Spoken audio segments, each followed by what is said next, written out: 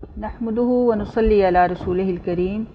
अऊज़ु बिल्लाहि मिनश शैतानिर रजीम। बिस्मिल्लाहिर रहमानिर रहीम। रब्बि इश्रह ली सदरी व यस्सिर ली अमरी वहलुल उक़दतम मिन लिसानी यफ़क़हू क़ौली। अब देखें कि अलविदाई घड़ियाँ जो हैं वो पहुँच ही गई हैं और गिनती की ये चंद दिन जो अल्लाह रब्बुल आलमीन ने फरमाया ना कि अय्यामुम मादूदात, ये अपने इख्तिताम को पहुँच ही गए हैं। और अल्लाह ताला ने इन अयाम में जो भी नेकी का काम हमसे कराया वो अल्लाह की तौफ़ीक और उसकी रहमत व फ़ज़ल से ही मुमकिन हुआ। अल्लाह ताला हमें हमारे उस अमल को कबूल भी करे और हमारे दिल में किसी किस्म का कोई फ़ख्र और गुरूर भी ना आए।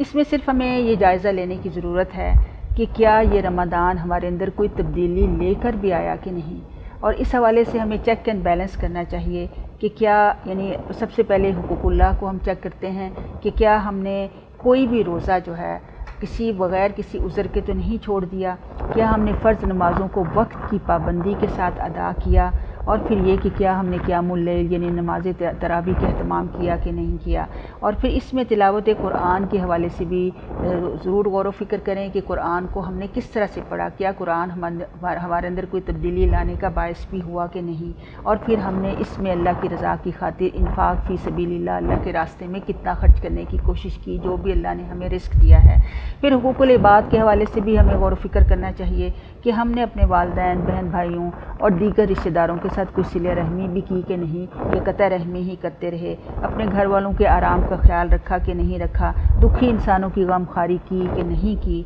बीमारों की आदत की, झूठ, ग़ीबत, बदगुमानी, तजस्सुस और ऐब गोई से बचने की कोशिश की कि नहीं की, और मुश्किलात और मसाइब में सब्र व तहम्मुल से काम लिया कि नहीं। तो इसलिए ये सारी वो चीज़ें हैं कि हुकूकुल्लाह और हुकूकुल इबाद, अगर इनको हमने किया अच्छे तरीके से तो फिर रोज़े का अहम मकसद हम तक़वा जो है ये हासिल कर सकते हैं। अल्लाह रब्बुल आलमीन इस रमज़ान को हमारे हक़ में कबूल फरमाए, हमें तक़वा हासिल करने की तौफ़ीक अता फरमाए। फिर आप देखें कि रमज़ान के बाद खुशखबरी क्या है कि ईद उल फ़ितर होती है, ईद आती है। ईद उल फ़ितर खुशी और मुसर्रत का दिन है, और आप देखें कि हमारी दो ईदें जो हैं इन दोनों का ताल्लुक़ कुरान मजीद से है। आप देखें कि रमज़ान का महीना कुरान के नुज़ूल का महीना है। इस महीने यानी कुरान के नाजिल होने की खुशी में ये किताब हिदायत है, और इसकी खुशी में अल्लाह रब्बुल आलमीन ने हमें ईद जैसा त्यौहार मनाने की इजाज़त भी दी और उसको कहा कि हमको अच्छे तरीके से मनाएं भी। और ये खुशी और मुसर्रत का दिन है। इस दिन रोज़ा रखना मना है, ये दिन खाने पीने और अल्लाह की बड़ाई बयान करने का दिन है। यानी ये कुरान किताब हिदायत है, वो हमें खुशी में भी सिखाता है कि अपनी खुशियों को किस तरीके से मनाना चाहिए। इसलिए खुशी के इजहार के लिए आप देखें कि इस्लाम ब्रेक लगाता है खुशी को, किससे? अपने ज़िक्र के साथ, यानी अल्लाह की बड़ाई के साथ, क्योंकि खुशी ऐसा मौका होता है कि जिसमें इंसान के बहक जाने के ज़्यादा इम्कान होते हैं। इसलिए अल्लाह रब्बुल नबी सल्लल्लाहु अलैहि वसल्लम ने यही फरमाया कि चांद रात से ही मसाजिद और बाज़ारों, रास्तों और घरों में तकबीरात बुलंद करनी चाहिए। अल्लाह करे कि हमारे माहौल ऐसे बन जाएं कि हमारे घरों में, हमारी मसाजिद में, हमारे बाज़ारों में हर कोई अल्लाह की तकबीर बुलंद कर रहा हो, तो देखें कितना खूबसूरत समा हो और किस तरह अल्लाह ताला की किबरियाई का डंका बजना शुरू हो जाएगा। फिर इसमें देखें कि सदका फ़ितर जो है ये वाजिब है, इसको ज़रूर अदा करना चाहिए, हर मुसलमान पर फ़र्ज़ है, ख़्वाह उसने रमज़ान के रोज़े रखे हों या ना रखे हों। नमाज ईद से पहले पैदा होने वाला बच्चा जो है, घर के मुलाज़मीन और घर आए हुए मेहमान का भी सदका फ़ितर जो है अदा करना साहिब खाना का फ़र्ज़ भी है। और इसके लिए साहिब निसाब होना शर्त नहीं है, यानी कोई बंदा ये ना सोचे कि मेरे पास सोना नहीं है, ये चांदी की मखसूस मिक़दार नहीं है तो मैंने सदका फ़ितर भी नहीं देना। इसलिए कि इसके बारे में जो हमें सही हदीस सुनन नबी दाऊद में मिलती है, हदीस नंबर 1609, इसमें अब्दुल्ला बिन अब्बास रज़ियल्लाहु अन्हु से रवायत है कि रसूलुल्लाह सल्लल्लाहु अलैहि वसल्लम ने सदका फ़ितर को फ़र्ज़ करार दिया है ताकि रोज़ादार के लिए जो लग़्व और बेहुदा अक़वाल व अफ़आल से पाकीज़गी हो। यानी अल्लाह रब्बुल आलमीन ने जो रमज़ान के दिनों में हमसे कोई लग़्ज़िशें जो हो जाती हैं उसका कफ़ारा ये सदका फ़ितर की शक्ल में देना होता है। और ये भी इसलिए भी है कि मिस्कीनों को खाना मिल जाए। चुनांचे किसी ने नमाज ईद से पहले इसे अदा किया تو یہ ایسی زکوٰۃ ہے جو قبول کر لی جائے، یعنی نماز عید سے پہلے اس کو ادا کرنا چاہیے۔ نماز عید کے بعد اگر ہم ادا کریں تو صدقہ فطر جو ہے وہ ادا نہیں ہوگا، بلکہ وہ عام صدقات میں سے ایک صدقہ ہوگا، اور اس کی مقدار جو ہے 3 سا یعنی 1 کلو جو ہے گندم کے برابر جو ہے قیمت جو ہے وہ دینی ہوتی ہے۔ اور نبی صلی اللہ علیہ وسلم کے زمانے میں صحابہ کرام عام طور پر غلے کی صورت میں اس کو نکالا کرتے تھے۔ پھر عید کی کچھ سنتوں کا بھی ہم دیکھ لیتے ہیں کہ عید کے روز مسواک کرنا، غسل کرنا، بہترین لباس پہننا اور خوشبو لگانا سنت ہے۔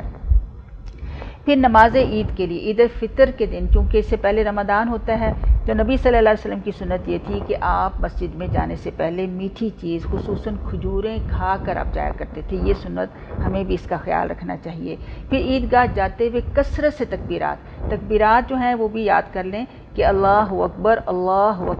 لا الہ الا اللہ واللہ اکبر، اللہ اکبر وللہ الحمد، اللہ اکبر کبیرا والحمد للہ کثیرا وسبحان اللہ بکرۃ واصیلا۔ تو ان تکبیرات کو یاد کر لیں، جب مسجد کے لیے جانے لگیں، عیدگاہ میں جانے لگیں تو آپ ان تکبیرات کو کثرت سے پڑھتے ہوئے جائیں۔ پھر عید کی 2 رکعتوں سے پہلے اور بعد میں کوئی نفل نماز نہیں، یعنی کوئی اشراق، کوئی چاش نہیں پڑھنی ہے، بلکہ اس دن صرف عید کی نماز ہی پڑھنی چاہیے، اور اس کی 2 رکعات ہوتی ہیں۔ اور اس کے بعد نماز عید کی ادائیگی کے لیے خواتین کو بھی ضرور جانا چاہیے، سنت موقدہ ہے، نبی صلی اللہ علیہ وسلم کی بہت سخت تاکید ہے۔ عام طور پر ہماری خواتین اس دن سوئی رہتی ہیں اور نہیں جاتی ہیں عیدگاہ میں، تو دیکھیں کہ پیارے نبی صلی اللہ علیہ وسلم نے فرمایا، یہ بخاری صحیح مسلم کی روایت بھی ہے، بخاری میں بھی اس کا حوالہ ہے، ام عطیہ سے روایت ہے، فرماتی ہیں کہ نبی صلی اللہ علیہ وسلم نے ہمیں حکم دیا، دیکھیں امرنا، تو حکم جب دیا جاتا ہے تو اس کا مطلب ہے کہ وہ چیز بہت ہی زیادہ اس کی تاکید ہے، کہ نبی صلی اللہ علیہ وسلم نے ہمیں فرمایا کہ ہم جوان کنواری لڑکیوں اور پردہ نشین عورتوں کو بھی دونوں عیدوں کے دن نماز کے لیے لائیں، اور حکم دیا کہ حید والی مسلمانوں کی جگہ سے دور رہیں، یعنی اس حالت میں بھی عورت کو یہ حکم دیا کہ وہ ضرور عیدگاہ میں آئے تاکہ وہ دعا میں بھی شریک ہو سکے، اور چاہے وہ نماز نہ بھی پڑھ سکے تو اسے آنا چاہیے۔ بلکہ ایک عورت نے خاص طور پہ نبی صلی اللہ علیہ وسلم سے یہ بھی پوچھا کہ اگر کسی عورت کے پاس کوئی پردہ والی چادر نہ ہو تو وہ کیا کرے، تو آپ صلی اللہ علیہ وسلم نے فرمایا کہ اسے چاہیے کہ اپنی دوست سے، اپنی بہن سے چادر مستعار لے، لیکن آپ نے یہی کہا کہ وہ باپردہ ہو کر جائیں۔ تو اس لیے یہی ہمیں اہتمام ملتا ہے کہ عورتیں بھی ضرور جائیں، لیکن اپنے گناہ و سنگھار کا اہتمام کر کے نہیں، بلکہ پردہ کر کے اچھے طریقے سے جائیں اور نماز میں شریک ہوں۔ اور نماز عید سے واپسی پر راستہ تبدیل کرنا بھی آپ صلی اللہ علیہ وسلم کی سنت ہے، اور کسی وجہ سے اگر عید کی نماز نہ پا سکنے والے افراد گھر میں 2 رکعت نماز ادا کر سکتے ہیں۔ عید کے روز مسلمانوں کو آپس میں